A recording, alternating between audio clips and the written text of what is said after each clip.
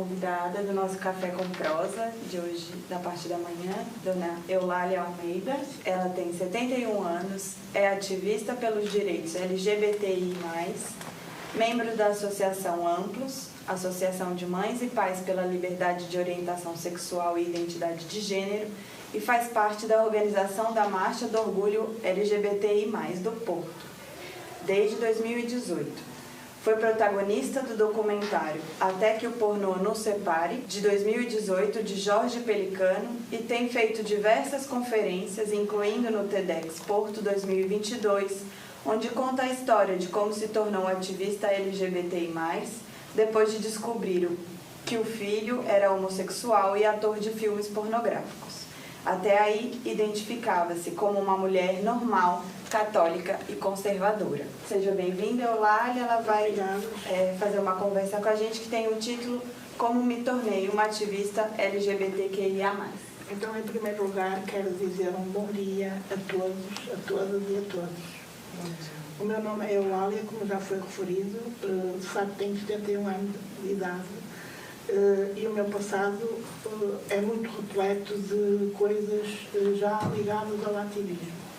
Mas como hoje vamos falar do meu ativismo, que é aquele mais recente, aquele que eu mais amo, aquele que eu mais tenho no meu coração, há algo que me caracteriza como uma pessoa de lutas. Eu luto pela desigualdade, seja ela desigualdade social, desigualdade de género e, mais recente, pela luta dos direitos todos iguais.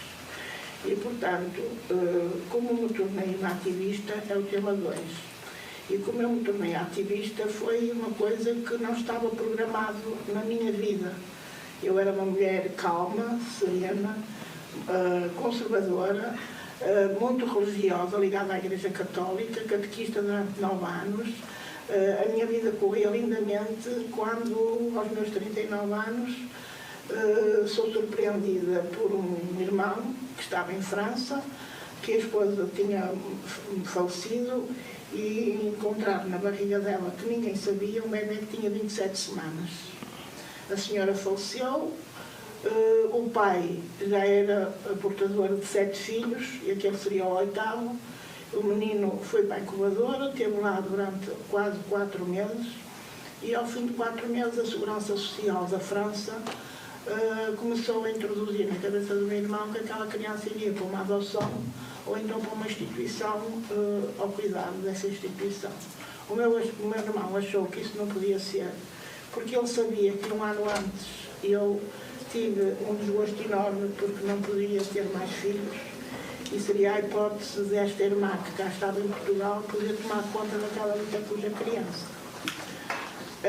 Inicialmente não foi fácil, porque eu já me tinha acomodado o ano que tinha decorrido entre a minha proibição de ter filhos e a vinda da criança. Eu já estava quase no limite de me sair aqueles macaquinhos do sol e pronto, não vou ter mais filhos, vou ter uma vida mais serena. A minha filha já na altura já tinha 14 anos e, portanto, a coisa estava a correr lindamente. Aconteceu isto. Veio completamente transtornar-me porque, ainda para mais, eu trabalhava como professora de trabalhos manuais numa escola de crianças deficientes e uma das minhas apoiantes foi a minha filha, que na altura me dizia assim: "Oh mãe, então tu estás a tomar conta de meninos que tu nem conheces dos pais, os meninos que estão lá a dormir, vivem lá todo o ano, e dás-lhe tanto amor, tanto carinho, e vais deixar ir um sobrinho teu para uma instituição, para uma família que tu não vais conhecer, nem nada." Eu disse: "Oh filha, mas a mãe não tem agora a possibilidade de fazer isso." E eu fui para a cama, deitei-me e fui pensar nisso que a minha filha me disse. E disse assim: "Pronto, amanhã vou falar com o meu marido." No dia seguinte a conversa foi entre mim e o meu marido. O meu marido, como era uma pessoa que não era assim muito amigo, não gostava muito de crianças, não é? Mas nós até tínhamos uma filha muito serena, e ele disse: "Olha, não vem aqui mais ninguém que vai estragar isto tudo." Eu disse: "Olha, mãe, deixa vir e tal." Até que o meu marido disse-me assim: "Queres que eu venha? Então vais fazer tu o papel de pai e de mãe ao mesmo tempo." Então eu comuniquei à minha mãe, a minha mãe entrou em contato com esse meu irmão e a criança veio. Imediatamente arranjei um infantário para o centro, porque eu trabalhava. Com a continuação do tempo começámos a notar que ele era muito hiperativo, que tinha tudo que ele tocasse, passava um bocado, estava partido, era um miúdo muito turbulento, não queria regras, gostava de fazer tudo à maneira dele. E eu, naquela altura, como tinha uma filha que nada disso me fez, para mim aquilo era uma novidade terrível, porque eu, às vezes, nem sabia muito bem lidar com ele. Mas essa criança foi crescendo e, ao longo do tempo, comecei a ver que ele não gostava da escola, tinha problemas gravíssimos na escola. Todos os dias eu tinha uma caderneta para assinar, todos os dias tinha um recado na caderneta.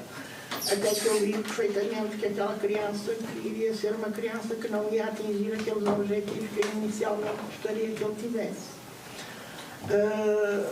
Muita turbulência na escola, muitos problemas, até que ele um dia veio ter comigo e pediu-me para mudar de escola. Eu mudei para outra escola e então, nessa altura, eu passei por uma situação de cancro.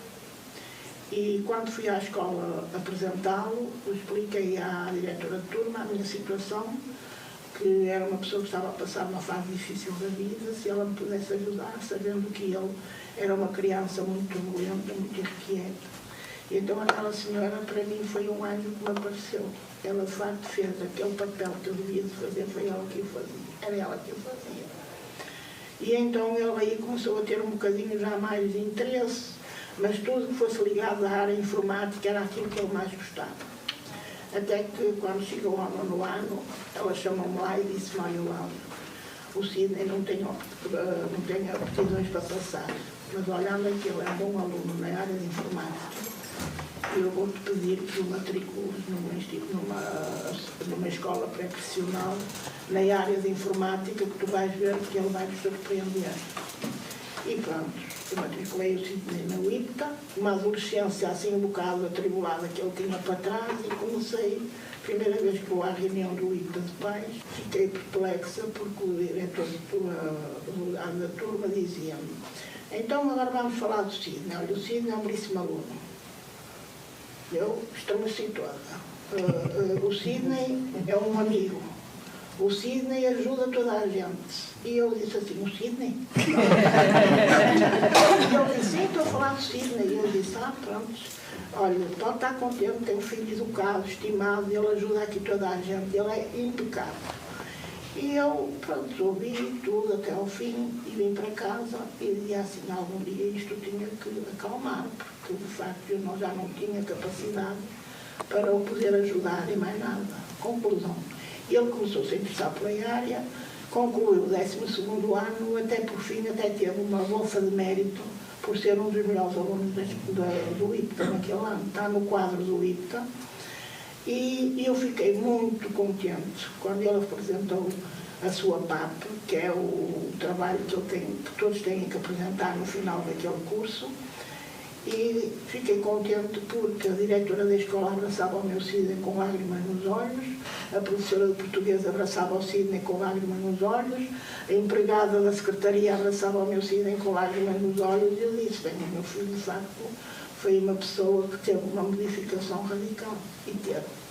A partir daí era um rapaz muito calmo, muito sereno, muito meu amigo. Quando ele sentia que eu estava mais embaixo, pedia: mamãe, posso ir um bocadinho aí para a tua cama? Está bem. E dava-me a mão, deitado na cama, apertava, e eu sentia que ele, uma vez ele até me chegou a dizer: sabe, mãe, eu perdi uma mãe, não quero perder a segunda. E eu disse: não, filho, a tua mãe não vai morrer e tal. E, portanto, eu comecei a sentir que ele mudou. E ao ele mudar, eu também mudei. Mudei no sentido de que tudo que ele me pedia, tudo que ele me dizia: olha, eu preciso disso, porque aquilo, eu quero isto, quero aquilo, e eu não olhava a meios. E então eu tinha a outra minha filha que às vezes me dizia assim: não, mãe, foi preciso dar ao Sidney um telemóvel, tanto dinheiro. E eu disse: filha, ele merece. Então arranjei-lhe um emprego na área de informática. E ele foi para esse emprego, era muito cumpridor, era um rapaz muito assertivo, muito inteligente, muito empreendedorista, e, portanto, foi uma fase da vida dele em que eu comecei a ficar mais sossegada, porque eu sentia muito mais arrumado, não saía à noite, a não ser à sexta e ao sábado, e portanto eu disse, pronto, o meu filho está mudado, eu agora vou serenar um bocado. Passados uns tempos, ele vem ter comigo e diz-me assim, mãe, eu tenho que emigrar. Eu disse, filho, vais ter que emigrar porque tu tens um bom trabalho, trabalhas e vais querer emigrar. Bom, olha, estive a falar com uma amiga minha na internet e ela diz que ela é grega e está lá em Colónia e diz que ganha tanto e que estou a precisar de pessoas lá na empresa dela e não sei quanto. Eu disse, filho, e vais-me deixar aqui sozinho, agora numa fase tão boa da nossa vida. Mãe, tem que ser mesmo. E o Sidney foi. A gente conectava-se pelo computador, pelo telefone, diariamente, não era diariamente, era dia sim, dia não. Fazia-lhe muitas perguntas, ele respondia-me e essas coisas todas, até que há um dia que eu estou no trabalho e as minhas colegas começam-me a perguntar, então, foste à Alemanha ver o teu filho? Eu disse, não. Olha lá, eu fui à Alemanha? Eu disse, não. Vinha outra, olha lá, viste o teu filho? E eu fiquei assustada, porque todos os anos eu ia de férias, todos os anos nunca ninguém me perguntou para onde vais, com quem vais, o que vais fazer. Aquilo havia ali qualquer coisa. E então eu tinha uma amiga e assim, muito baixinho, disse, o que é que se está a passar? E ela responde, mãe, não está a passar nada. Eu depois conto, faz o live briefing, explica isso tudo, que depois eu falo contigo. Conclusão. A partir de que terminou o briefing, ela pediu-me para eu ir à casa dela. E eu fui. Essa senhora também estava com problema de cancro. Olha, para me ajudar a tirar uma coisa de um armário, não sei o que é, porque era um cancro no peito. E eu fui. Quando lá cheguei, ela tinha 2 cãezinhos e vieram todos, tal, e eu disse, está tocando aqui e tal. E ela vai para o computador. Eu disse, então é aí que eu te vou ajudar. Eu disse, não, só vou ver se a minha filha me mandou aqui uma mensagem. E a certa altura eu estava sentada na mesa da sala e ela diz, olha lá aqui ver uma coisa.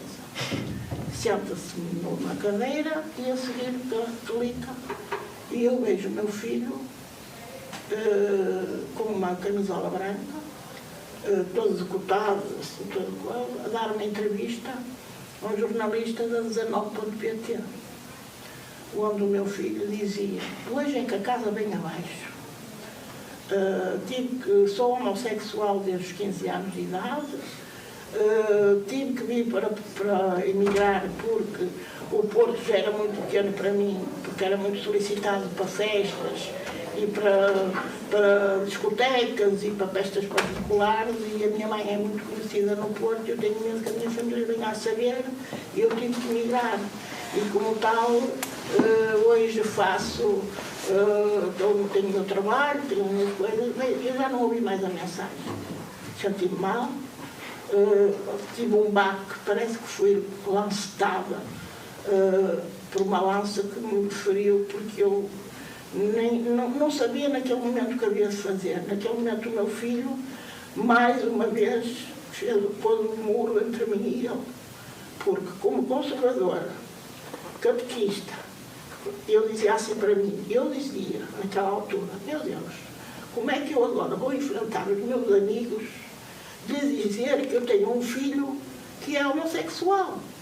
O que é que me vai acontecer? Estas mulheres que trabalham comigo, quando souberem, vão ser tais atiradas a mim. E o que é que eu tenho que fazer a isto? O que é que eu vou fazer a isto? Que volta é que eu vou dar a isto?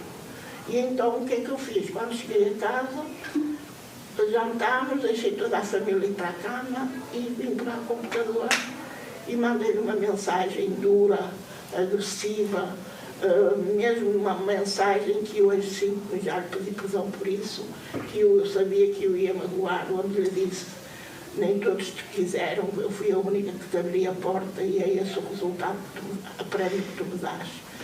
Esperei um dia para ele me responder, não veio resposta nenhuma, e eu no dia a seguir, se a primeira foi dura, a segunda mais dura foi, saíram palavras que não deviam ter saído, algumas delas até obscenas, e portanto eu acho que quando vis esta mensagem tu vais-me responder.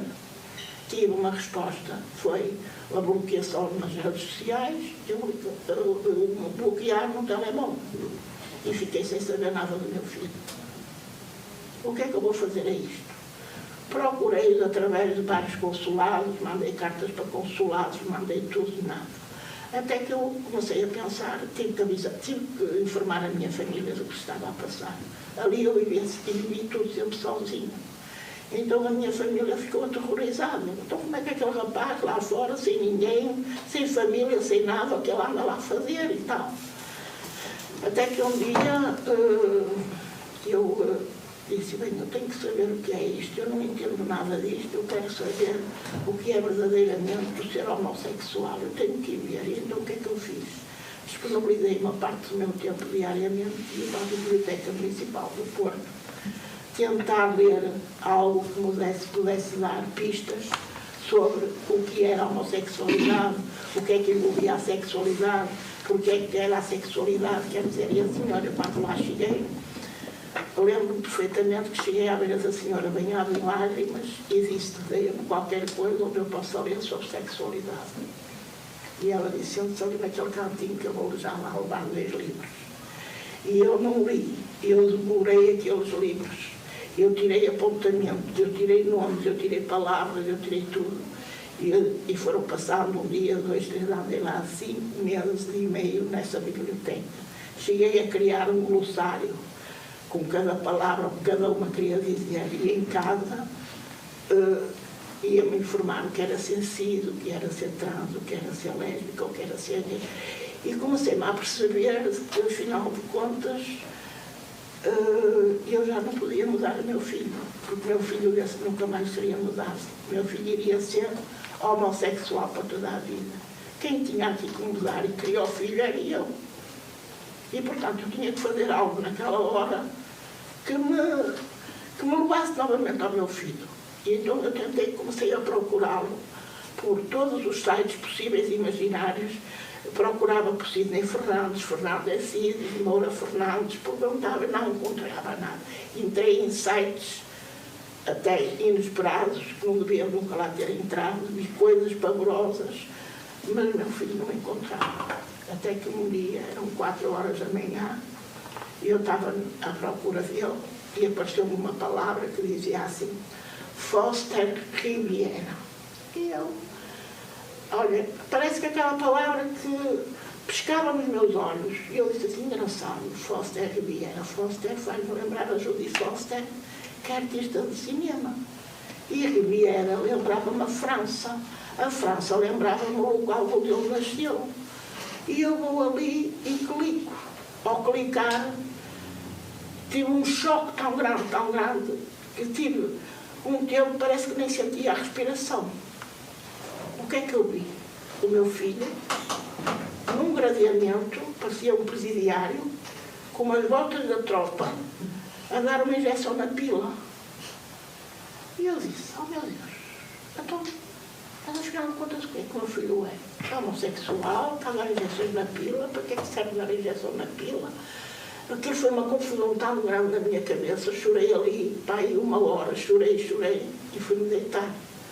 A minha inquietude era tanta, que eu a determinada altura levantei-me e voltei novamente ao computador, voltei novamente ao site.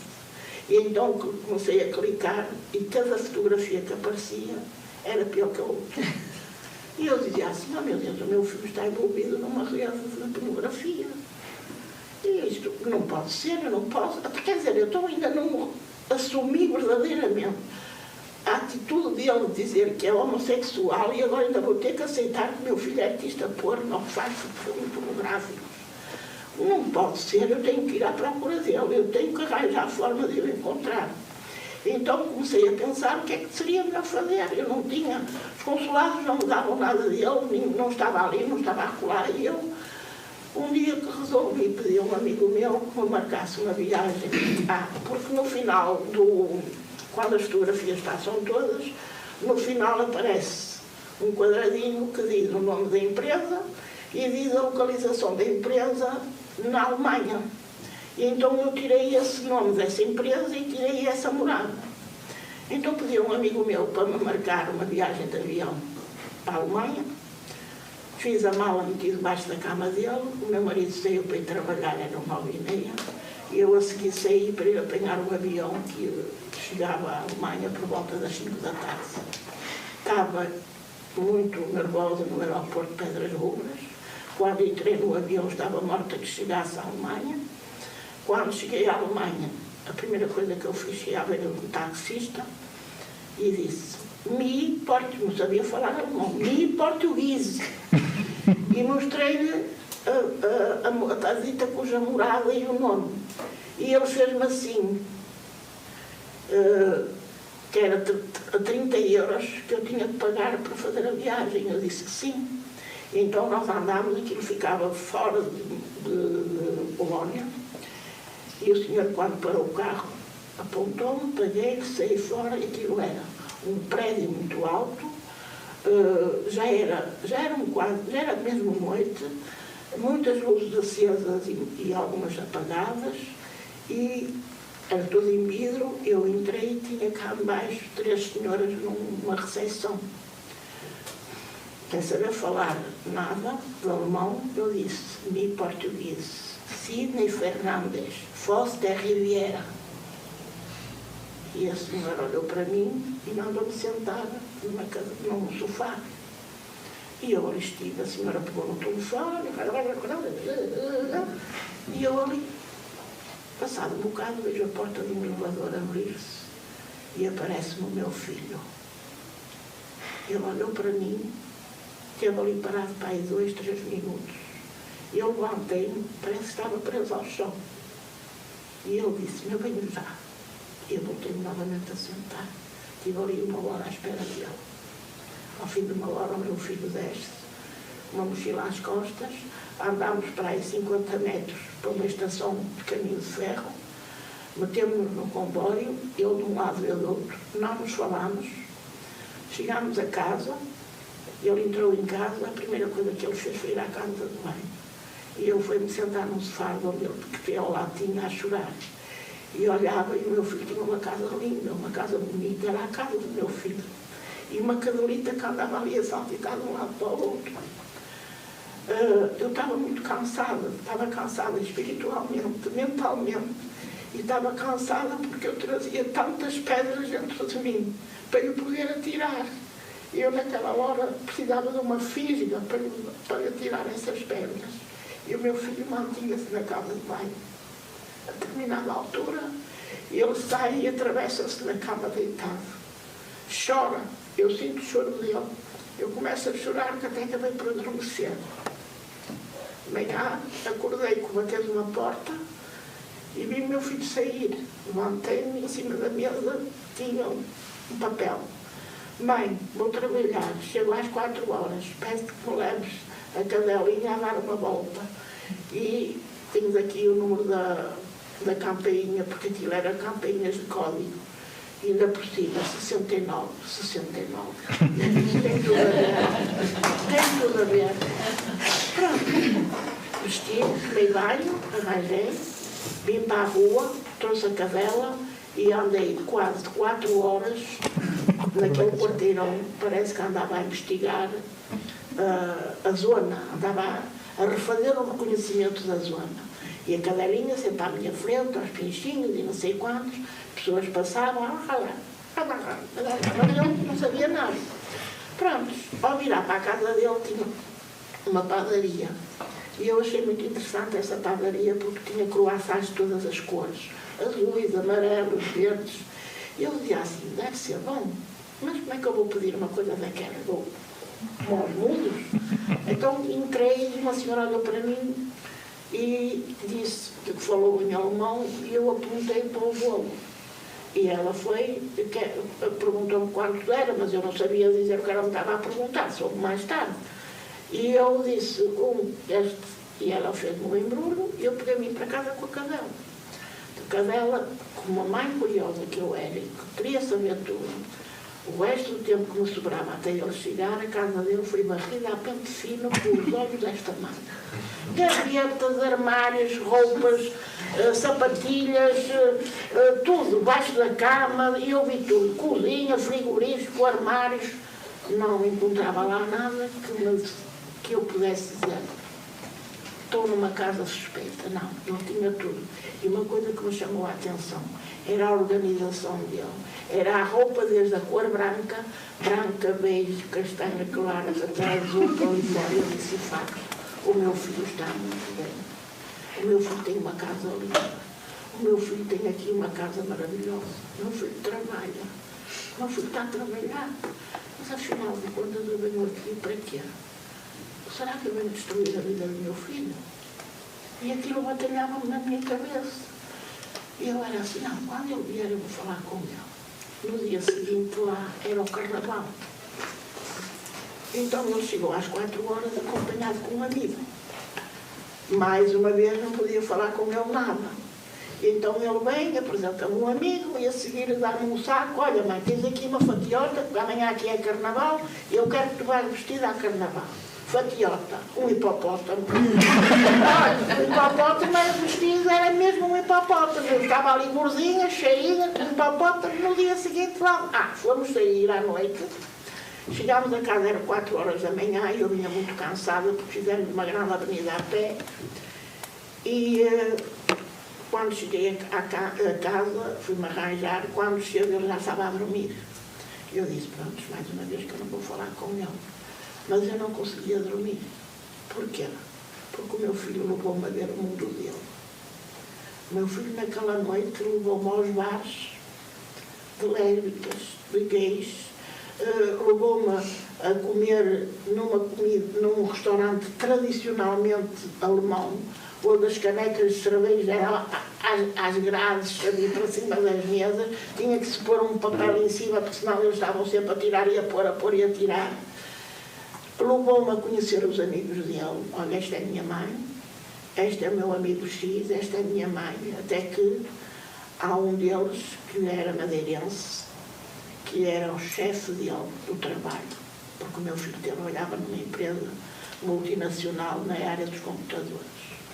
E ele falou em alemão para ele, e o senhor era madeirense, e respondeu-me assim, aquele madeirense um bocadinho assim, é impecável, muito bom, bonito, simpático, colaborador, amigo do seu amigo, bom trabalhador. E dei um abraço porque tenho um filho bonito.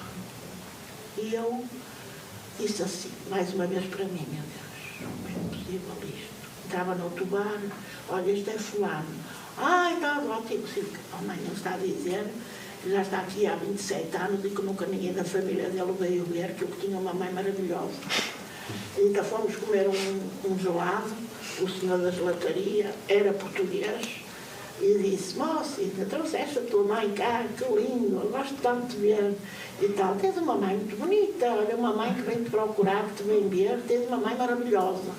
Pronto, estivemos ali, passámos a noite, de bar para bar, não sei quantos, viemos embora.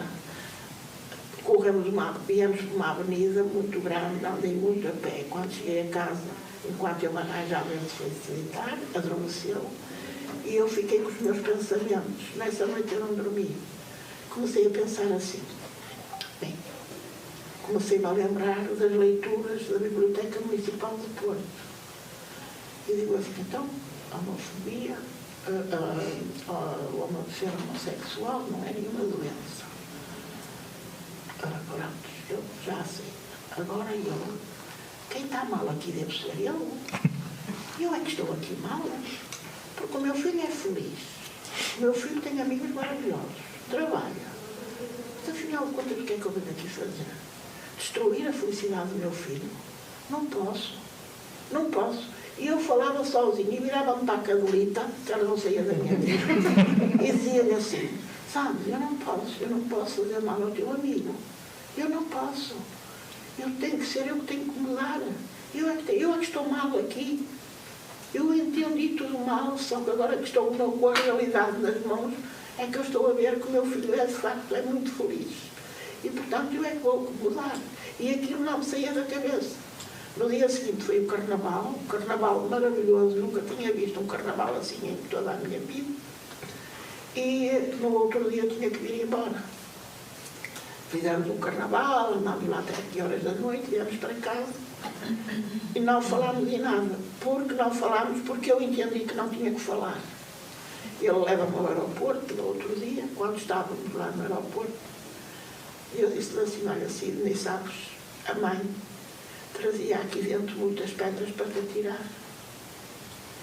Mas eu vou ter que as engolir. Sabes porquê? Porque eu vi que de facto tu és muito feliz. E ele disse-me assim, olha mãe, eu sei que te magoei muito. Tu também me magoaste muito com aquelas palavras. Mas vamos pôr uma pedra em cima do assunto. A partir de hoje, entre nós, não vai haver mais segredos, nem mentiras. Eu vou-te dizer tudo. E podes crer, tu foste a que me criaste, eu tenho tanto orgulho em ti. Então eu parei, olhei para ele, aí ele disse-me assim, tu já sabes que eu sou um homem feito. E nós não podemos estar sempre agarrados às saias das mães. Eu sinto-me bem aqui, mãe. E hás de vir aqui mais vezes, muitas vezes. Está bem, filho. E a certa altura ponderei assim um bocado e disse, olha, filho, um dia tu ainda vais ter muito orgulho nesta tua mãe. Porque a partir de hoje eu vou saber a forma em como eu me vou integrar numa associação para ser ativista dos direitos LGBTI. E ele olhou assim para mim, mãe. Bom, e vim no avião sempre a pensar, localizei a AMPLOS, que é uma associação, como aqui foi dito, a Associação de Pais e Mães para a Liberdade e a Orientação Sexual.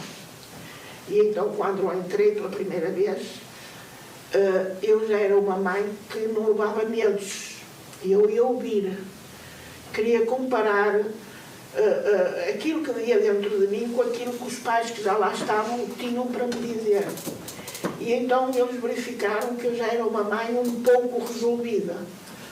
Mas eu resolvi-me por mim própria. E lá mostrei a minha capacidade, porque a determinada altura há um pai que me pergunta assim, olha, como é que você agora lida com os seus amigos, com a sua família, com as suas coisas? E eu disse, eu não tenho que ligar aos meus amigos. Eu tenho que me interessar pela vida do meu filho e pela minha e dar apoio e estabilidade à minha família. Eu não quero saber dos amigos, porque os amigos não me fazem nada, são meus amigos somente. Alguns até me criticam, se eu lhe disser, mas eu não quero saber nada disso. E, portanto, eles viram que eu estava ali com uma grande fé de levar aquilo para a frente. E então continuei a frequentar as reuniões da AMPLOS. Hoje ouvia um pai, amanhã ouvia outro. E eu não deixei de continuar a ir à Biblioteca do Porto, mas agora já ia com uma disposição diferente. Pronto, e o que é que aconteceu? Aconteceu que, pela AMPLOS, fui convocada e fui chamada para ir fazer parte da Comissão de Orgulho da Marcha do Porto, a Comissão Organizadora da Marcha de Orgulho do Porto. O que é isso? É um grupo, são várias associações que lideram o LGBTQI+, que se juntam e que vão tratar de fazer a marcha que todos os anos há na cidade do Porto. E então, eu ali havia lésbicas, gays, trans, cis, havia tudo, havia lá tudo, feminismo, tudo. E então, eu aí comecei a aprender de facto, comecei a pôr em prática tudo o que eu tinha aprendido. E comecei a dizer, bem, esta gente precisa disto, precisa daquilo. E então, eu tive o privilégio de ter sido convidada para ir ao palco, fazer um discurso para 5.000 pessoas que estavam presentes na praça da Avenida dos Aliados. Então, esse dia foi o dia mais feliz para mim. Eu olhei para aquela gente toda, levava um discurso, e o meu discurso era só de amor. Porque é aquilo que essa gente precisa, é ser amadas e valorizarem-se e serem o ser que eles quiserem ser. E, portanto, o meu discurso foi tão proativo, tão marcante, que só se via gente a chorar. Principalmente os jovens choravam muito. E eu saí dali com o coração cheio, porque quando terminou a marcha, Eu tinha à volta de mim metade daquela gente, olha, deem-me o seu e-mail, deem-me o seu telefone, deem-me não sei quantos, você foi maravilhosa, nunca tinha assistido, nunca vi, como é que a minha mãe pode ser assim, onde é que a Cimaré anda para aprender isto, eu não sei o que é. E o que é que aconteceu? Foi a partir desta hora que eu passei a ser ativista.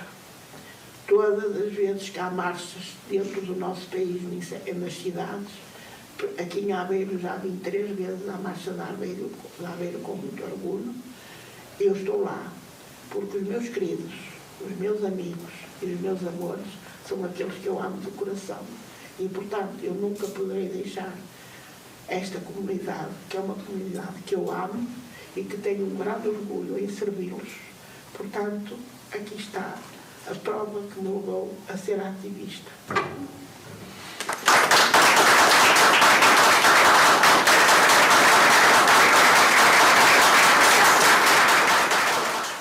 Isto é muito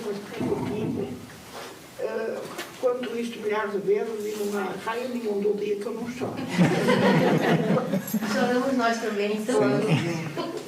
Pronto, é assim, além disso, pronto, o meu ativismo é feito em conjunto neste momento com a COMOP, que é a Marcha de Orgulho do Porto.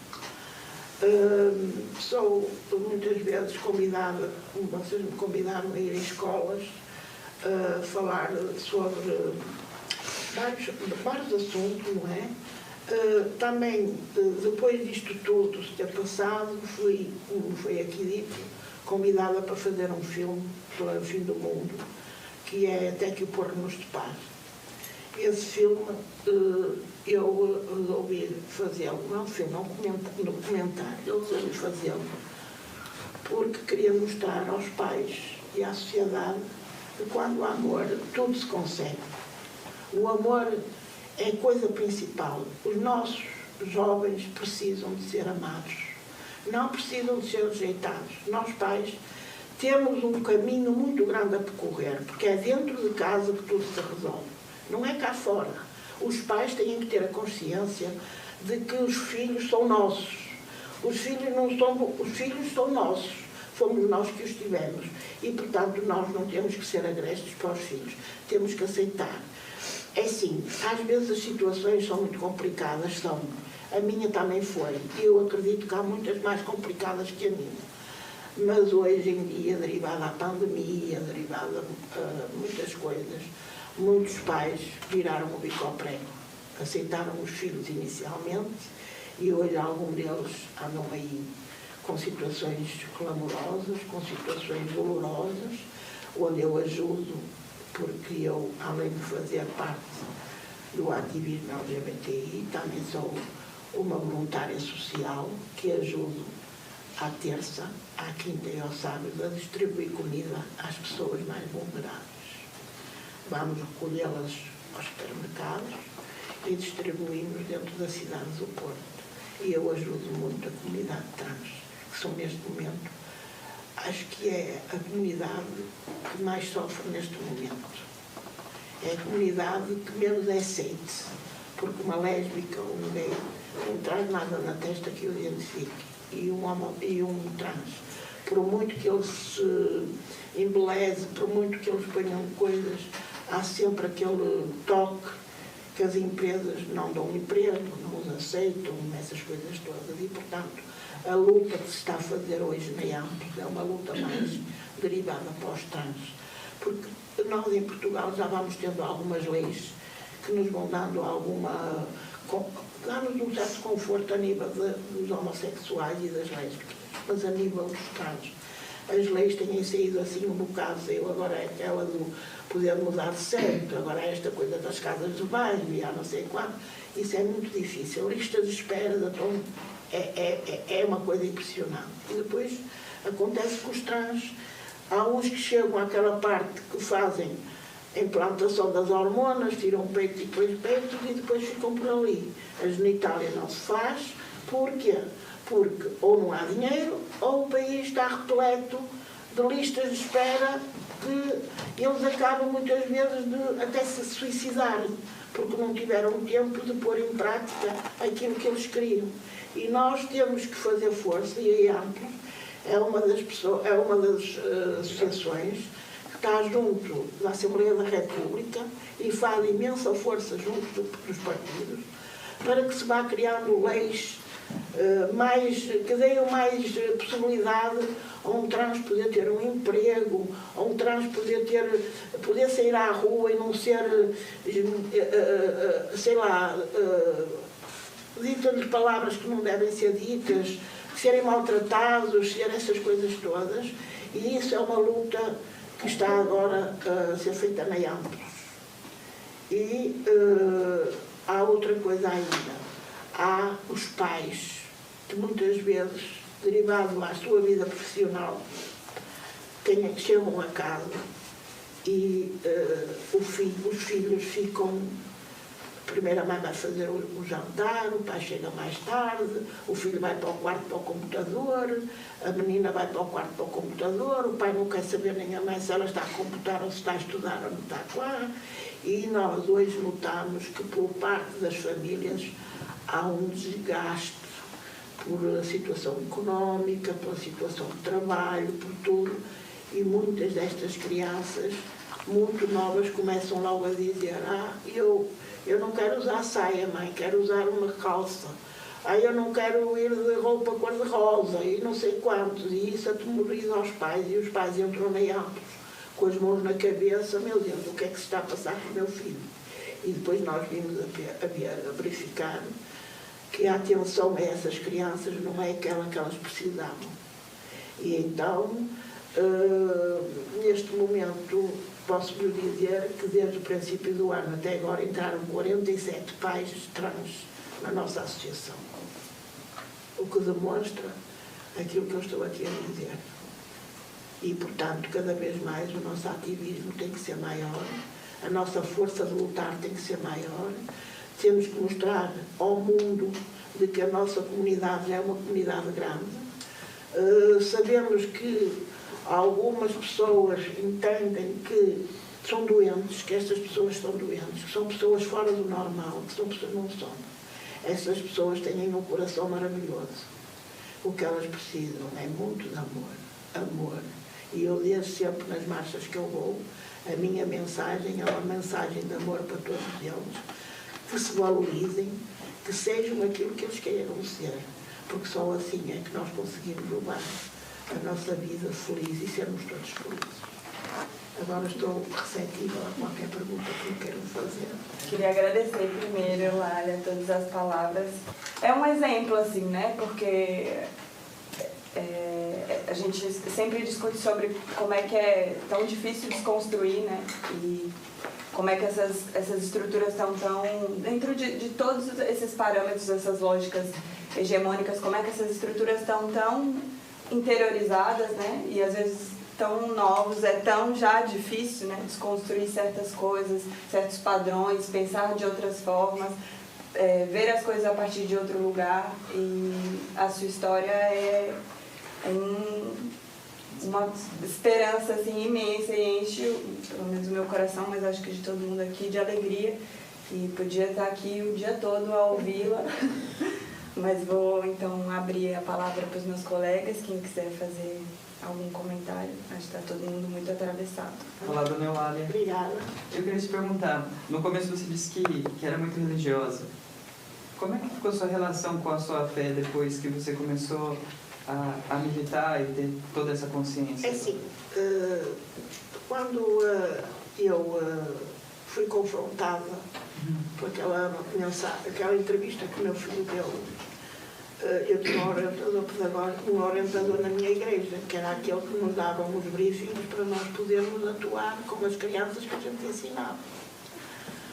E eu achei que ele seria a pessoa mais indicada, porque era um padre, para me poder dizer o que é que eu tinha que fazer, porque eu sentia-me naquela hora estava perdida. E, portanto, fui ter com ele, pedi-lhe que queria falar com ele e expliquei a minha situação. E fiquei horrorizada, porque eu tinha uma ideia tão...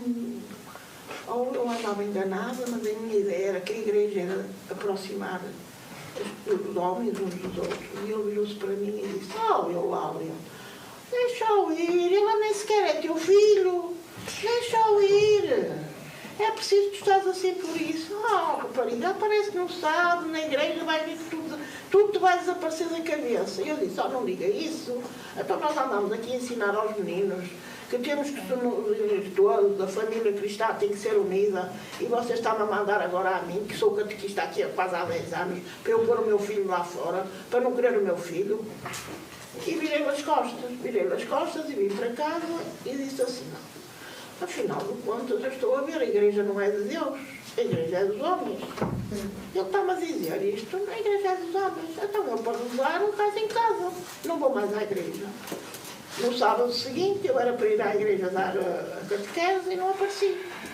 A minha mãe no domingo foi à missa e o padre perguntou, então, a tua filha não veio dar a catequese? E diz ela, olha, senhor padre, eu já me chateei um bocado com ela, a minha mãe também era muito religiosa e tal, olha, só se vocês forem lá, dar-lhe uma volta e não sei o quê. Eles vieram 3 vezes à minha casa e eu não fui mais. E hoje não perdi a fé está cá dentro. A fé está comigo, mas a igreja não. Nem em batizados, nem em casamento. Eu fiquei horrorizada porque o homem que me podia ter ajudado naquela hora, que me podia dar palavras de conforto, que me podia dizer, pronto, vamos tentar ver qual é a melhor situação para resolvermos esse assunto, foi aquele que me escorraçou para eu não querer o meu filho. Então eu andava ali numa luta constante porque não sabia nada dele e ele dar isso. A minha razão foi essa, abandonei por completo uma coisa que era o meu ideal, uma coisa que eu desde sempre criei, desde pequena que tinha a ideia eu hei de ser catequista, foi logo das primeiras coisas que eu tive que abandonar.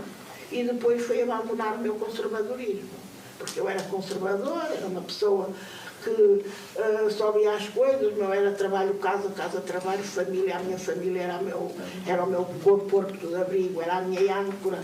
Eu fazia tudo pela família e tudo. E hoje eu tenho uma família maravilhosa, já não tenho pai nem mãe, mas tenho uma filha, tenho genros, tenho netas e tenho o meu filho, que é o meu amor, o amor da minha vida. Eu tenho 2 filhos, a minha filha biológica e o Sidney, que não é meu filho biológico. Mas eu não os distingo. O meu Sidney, para mim, está sempre no meu coração. Eu ainda hoje, antes de vir para aqui, estive a falar com ele. E o meu filho faz anos sábado, e eu até contei ali à Helena que vamos ter com ele, e eu, a minha filha, os meus genros e as minhas netas e o meu marido, vamos a Sevilha, que é onde ele agora está, e vamos festejar os anos com ele. Portanto, a nossa família é mesmo assim. E, portanto, a igreja está lá. Graças a Deus. Esse preconceito não foi só preconceito. Não, foi preconceito biológico. Quer dizer, quem fica grávido no coração não tem o mesmo valor, nem tem o mesmo, enfim, a mesma aceitação da questão da biologia, não é? Do filho biológico e do sangue.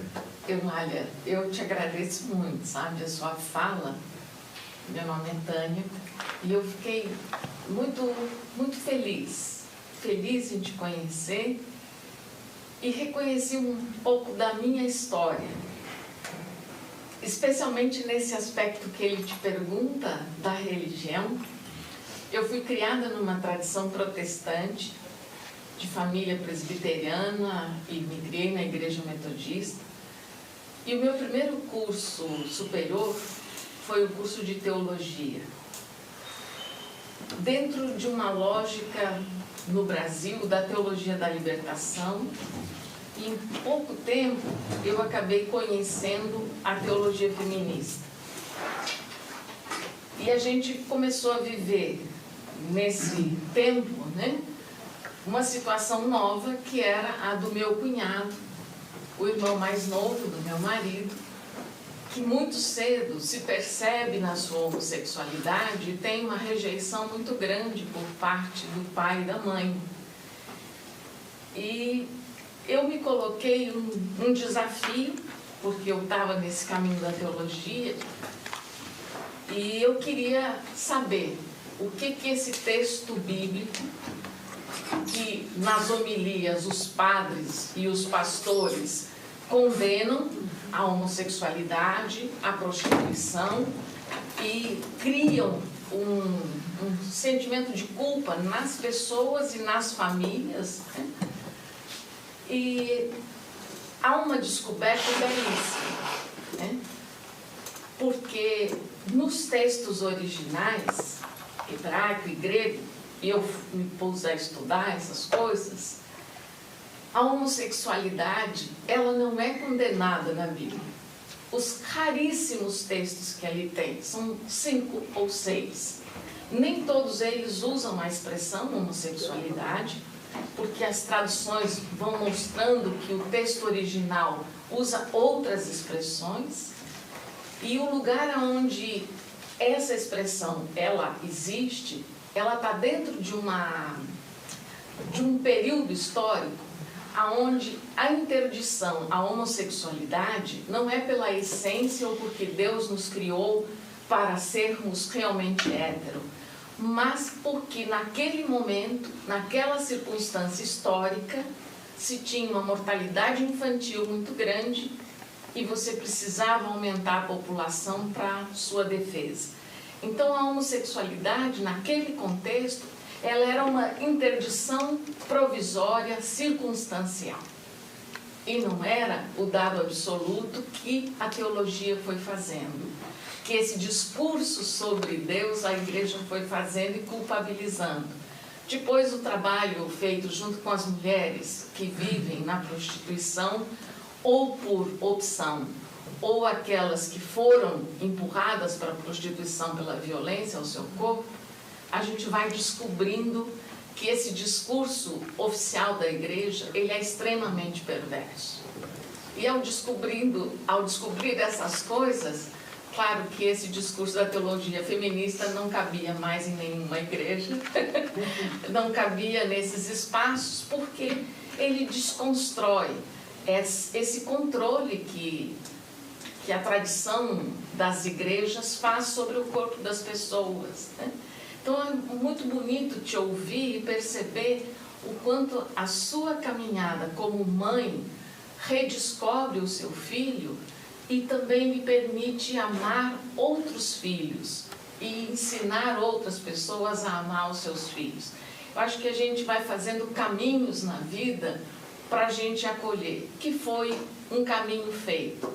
E por isso a nossa casa, durante algum tempo, minha e do meu marido, foi espaço de celebração de casamentos, de amigas lésbicas e de amigos gays. Porque na época nós éramos ordenados pastores e a gente celebrava. E celebramos, não nas igrejas, porque lá eles não permitiam que a gente o fizesse, mas a nossa casa foi espaço onde a gente pôde celebrar algumas dessas uniões, inclusive a do meu cunhado, né? Que levou um tempo, mas a família foi aprendendo a amá-lo na diferença, que é a coisa mais bonita, né? Quer dizer, por que a gente tem que ter todo mundo muito igual, né? Eu acho que é essa beleza da diferença que você traz é que me encantou. Obrigada mesmo. Muito obrigada. É assim, eu de facto era uma pessoa muito vocacionada para a igreja. Era.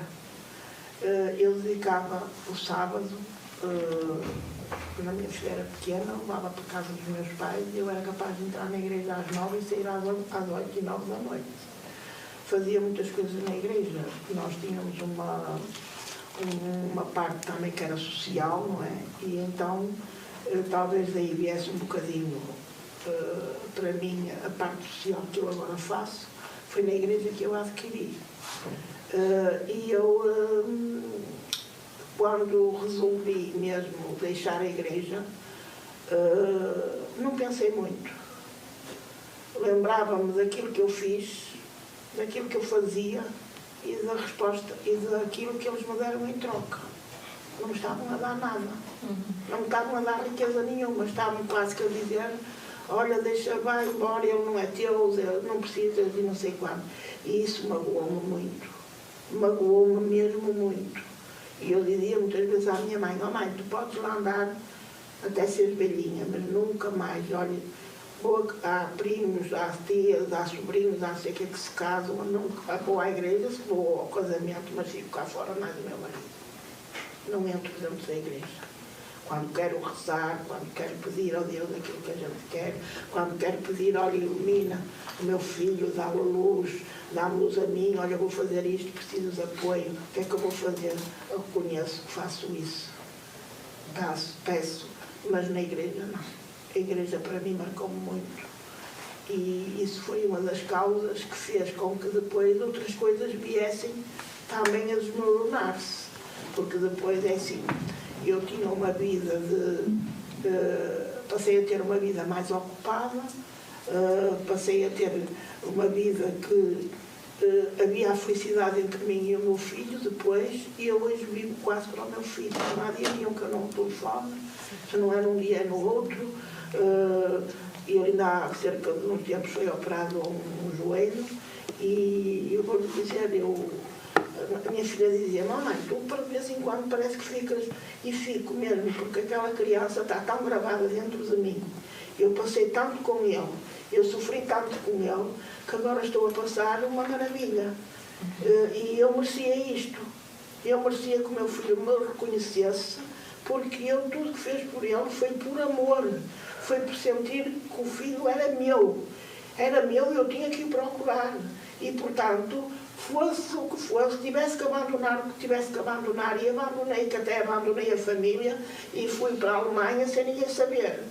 Só quando à noite ele disse, olha, liga lá para o teu tio e diz que eu estou aqui. E quando eu cheguei, fui rotulada de uma mulher doida. Tu és doida. E, portanto, vejam a riqueza que eu tinha dentro de mim, ou a riqueza que eu tenho dentro de mim, sobre este filho. Não me caso disso, eu tenho 2 filhas, eu olho para eles da mesma maneira. Mas o meu cisne, aquele coração lindo, aquele coração amoroso, aquela coisa dele, estás melhor, estás bem, estás não sei o quê, olha, amanhã vou fazer isto, vou fazer aquilo, vais ver, vai-te correr bem, não sei o que tu falas. Eu quando fui ao TEDx, e quando eu fui ao TEDx, eu tive a prova, não a prova melhor que aquela que o meu filho me deu. Foi nós os dois estávamos no TEDx, lado a lado, a falarmos das nossas vidas. Foi lindo. A plateia chorava toda a gente chorava. E no fim foram quase 10 minutos de pé, as pessoas todas a bater palmas, porque assim, foi a primeira vez na minha vida que eu consegui, juntamente com o meu filho, dar-nos a conhecer ao mundo, ele a vida dele perante a vida dele e eu a minha vida perante ele. Que nós até ali nunca tivemos o ensejo, nunca tivemos a hora de podermos os dois desmistificar tudo isto. Foi no TEDx, foi à frente de 1000 e tal pessoas que nós conseguimos, e isso para mim foi muito gratificante. E aquilo que eu peço sempre e revogo a todos os pais é que, de facto, as famílias têm que fazer muitas pontes. Porque há muitas famílias que constroem muros. Os muros não são precisos, porque os muros segregam, os muros matam. E havendo pontes, as pontes aproximam-nos, dão-nos valor e a gente assim sente. Eu fico tão contente quando um jovem chega à minha beira e me diz assim, olha, eu estou com este problema, o que é que achas que eu tenho que fazer? Como uma jovem que chegou à minha beira, olha, eu sou lésbica, minha mãe não sabe, o que é que eu tenho que fazer para que possa a minha mãe ter uma conversa comigo? Eu tirei um folheto e disse-lhe assim, olha, vais pegar neste folheto e vais pôr em cima da medinha de cabeceira da tua mãe e vais-te deitar. A tua mãe, quando chegar ao quarto, vai lá ver uma coisa estranha que não é de estar na medinha de cabeceira. Provavelmente vai pegar e vai ler. E a seguir vai ter contigo. E então aí tu abres o teu coração. Diz-lhe aquilo que sentes. Não tenhas medo, porque provavelmente tu, sem querer, até vais saber que a tua mãe já tem qualquer coisa na cabeça, ou até já sabe qualquer coisa, mas também tem medo de interrogar. E isso foi verdade. Eu agora até estou à espera, sei que a mãe que leu, que as duas conversaram, mas estou à espera de um telefonema que ela me vai fazer, dizendo como é que resultou, porque muitas vezes os pais também precisam do seu tempo. Os pais precisam do seu tempo, o seu caminho, porque não é chegar, olha mãe, eu sou lésbica, olha mãe, eu sou homossexual, ah, também filha, também, olha. Eu fui ao Goxa, ao programa do Goxa, e quando estava a apresentar o programa, o Goxa disse, olha, sabe, vou dizer uma coisa, quando eu tinha 18 anos, e disse à minha mãe, olha mãe, eu sou gay, mas não te preocupes que isto não sei o quê. E a minha mãe, pronto, filha, olha, dá cá um abraço. E eu virei para ele e disse, olha, então me abençoa bem a sua mãe. De facto, todos mais que eu conheço não têm essa reação. Porque todos nós temos que ter um caminho.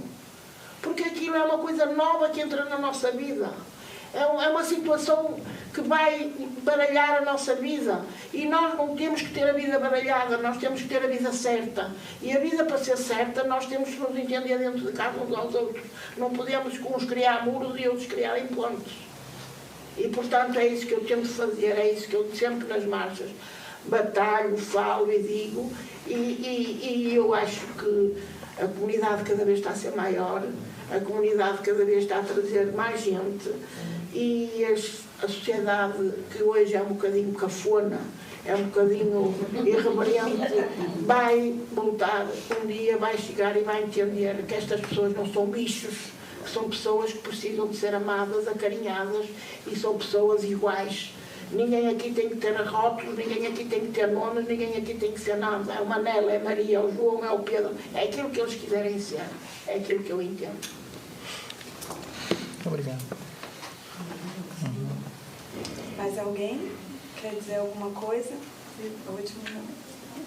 Eu não sabia se falava, se não falava, mas chamo-me Fernanda, sou da Madeira. Dona Eulália, a Igreja prema, com as suas palavras. Eu também tenho muita vivência dentro da Igreja, tive 13 anos, catequese, 2 vezes por semana, dei catequese durante 3 anos, e sei muito bem como funciona a Igreja também. Muito à base da culpa. A Igreja não é um local de amor, é um local de poder unilateral que nos destrói por dentro e por fora. E quando nós damos conta disso, é a maior decepção. A Igreja, como disse, é dos homens, não há frase mais perfeita do que essa, é dos homens. E lembro muito quando nós dizemos, confesso a Deus Todo-Poderoso e a vós, irmãos e irmãs, que pequei por palavras, pensamentos, atos ou omissões, por minha culpa, minha tão grande culpa. Que culpa?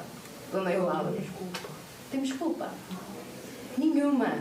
Mas essa é uma culpa que nos inserem ali, desde miúdos até adultos.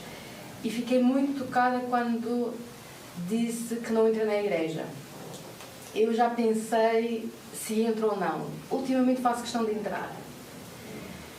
Porque acho que dentro da Igreja eu posso fazer alguma coisa assim, pela surdina. E o que é que eu faço? Eu tenho tido alguma missão de tentar esclarecer a minha mãe, que tem 76 anos, da Madeira, contexto conservador, ultracatólico. E então consegui fazê-la pensar sobre o confesso a Deus. E consegui convencê-la durante, assim, usando mesmo as palavras da Igreja, consegui convencê-la a pensar, mas confesso a Deus, não ao Padre. Portanto, ela, não, realmente aí há uma lógica. E ela deixou de se confessar, de facto. Há uma lógica. Portanto, porquê é que eu vou confessar ao Padre e não me confesso a Deus, na minha crença, na minha fé? E agora tento, apesar da revolta também de não querer entrar na Igreja, falo agora só para casamentos e enterros, e faço questão durante os casamentos, a minha mãe está normalmente ao meu lado, passo à noiva, passo ao pai, eu segredo ao ouvido da minha mãe e digo assim: e aí vai o pai com a propriedade para entregar ao marido, a futura propriedade. E minha mãe me disse, ficava completamente passada, e dizia assim: comporta-te, nem parece que quem andou na catequese, na igreja, estudantes todos, parece uma coisa assim surreal. ultimamente, ela olha para mim e diz: que triste. Que triste.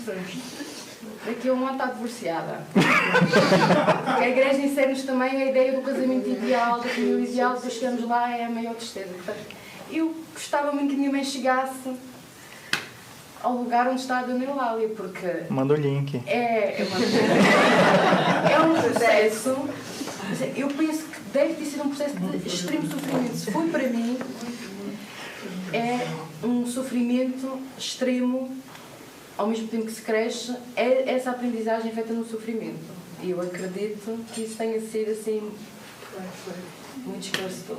Dona Eulália, muito obrigada. Obrigada, obrigado. pelas suas palavras. Obrigada. É isso. Bom, então é isso. Infelizmente finalizamos a conversa.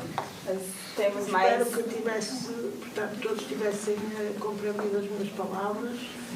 Aqui não há palavras certas nem palavras erradas. Todos nós temos a nossa maneira de pensar, mas aquela que eu penso é que está certa.